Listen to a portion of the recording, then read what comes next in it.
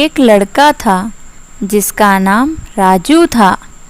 राजू के माँ बाप नहीं थे, वह अनाथ था। राजू भटकते भटकते एक सेठ के घर पहुंचा। राजू को अपने घर पे काम पर रख लिया। सेठ के यहाँ काम करता था। उसके बदले में सेठ उसको कुछ आटा दिया करते थे।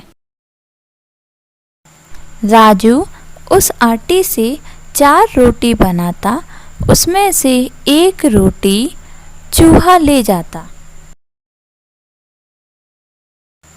राजू ऐसे ही रोज रोटी बनाता और चूहा आकर उसमें से एक रोटी ले जाता।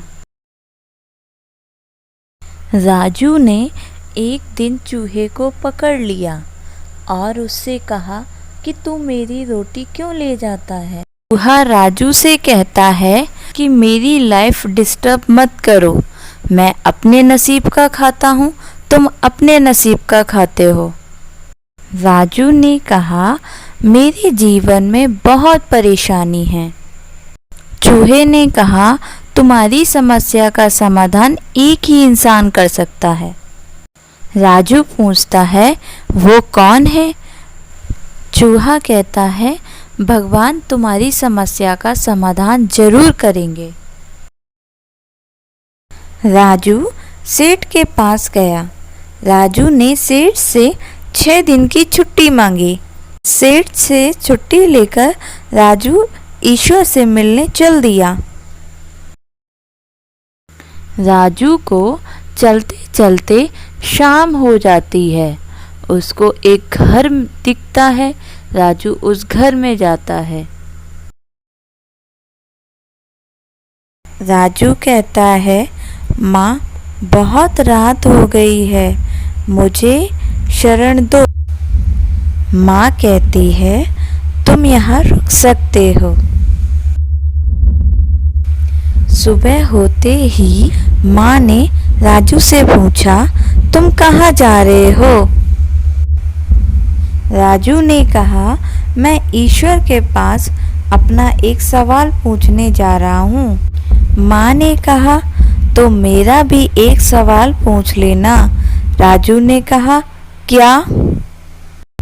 माँ ने कहा मेरी 20 साल की बेटी है, वह बोल नहीं पाती है, वह कैसे बोलेगी। राजू ने कहा ठीक है मैं पूछ लूँगा। राजू जब आगे चलता है तो उसको बर्फ के पहाड़ मिलते हैं। वह सोचता है कि वह इनको कैसे पार करे। तभी राजू देखता है कि पहाड़ के ऊपर एक जादूगर बैठा है। राजू ने कहा जादूगर भाई मुझे भी। जादूगर कहता है आजा मेरे भाई।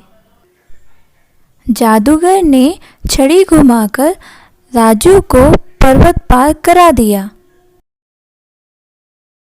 जादूगर ने राजू से पूछा कहाँ जा रहे हो। राजू ने कहा ईश्वर से मिलने। जादूगर ने कहा क्यों। राजू ने कहा मैं अपनी समस्या का समाधान पूछने ईश्वर के पास जा रहा हूँ। जादूगर कहता है मेरी भी एक समस्या है, उसका समाधान भी ईश्वर से पूछ लेना। राजू कहता है क्या। जादूगर कहता है मैं यहाँ पे 100 साल से हूँ और मुझे स्वर्ग नहीं मिल पा रहा है, तो मुझे स्वर्ग कैसे मिलेगा। राजू जादूगर की समस्या लेकर भी चल देता है। राजू जब आगे बढ़ता है तो उसे एक नदी मिलती है। उसको नदी पार करनी थी। तब राजू को एक कछुआ दिखता है। तो राजू कछुआ से कहता है मुझे नदी पार करा दो। कछुआ राजू को नदी पार करा देता। कछुआ राजू से पूछता है कहाँ जा रहे हो। राजू कहता है मैं ईश्वर से मिलने जा रहा हूँ, अपनी समस्या का समाधान लेने। कछुआ ने कहा मेरी भी एक समस्या है, वो भी पूछ लेना। राजू कहता है क्या। क्या समस्या है? कछुए ने कहा, मैं यहाँ पे 500 साल से हूँ और मुझे ड्रैगन बनना है, वो मैं कैसे बनूँगा? राजू कछुआ की भी समस्या लेकर आगे चल देता है।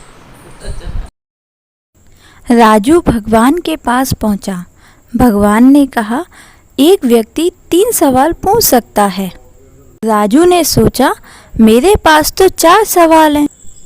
अगर मैंने 500 साल वाला सवाल नहीं पूछा तो दिक्कत हो जाएगी। 1000 साल वाला जादूगर का सवाल नहीं पूछा तो दिक्कत हो जाएगी।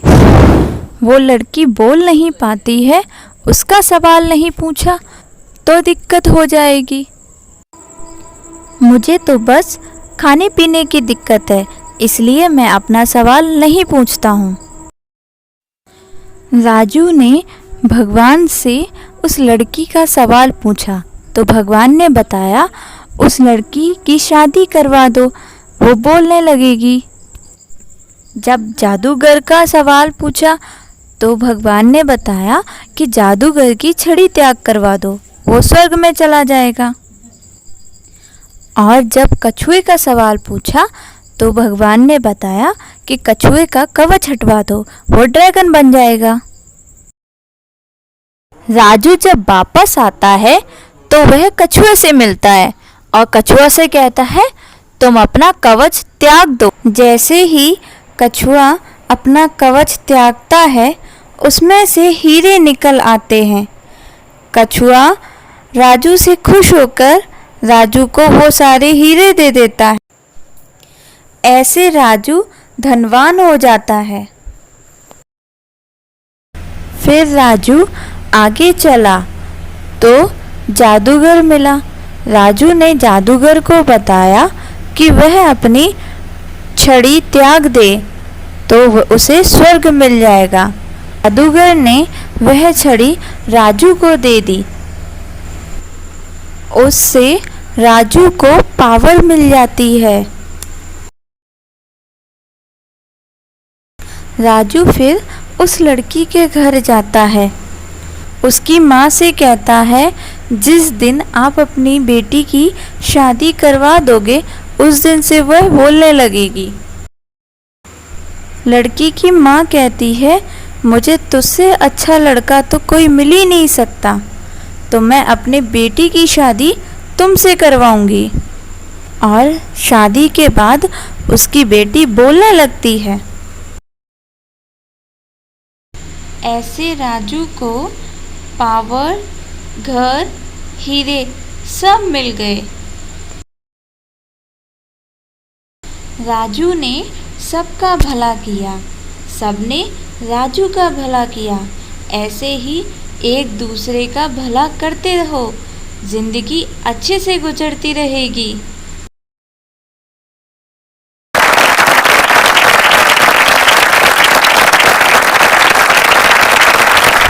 खुश रहिए, पढ़ते रहिए, आगे बढ़ते रहिए, लाइक शेयर सब्सक्राइब करते रहिए।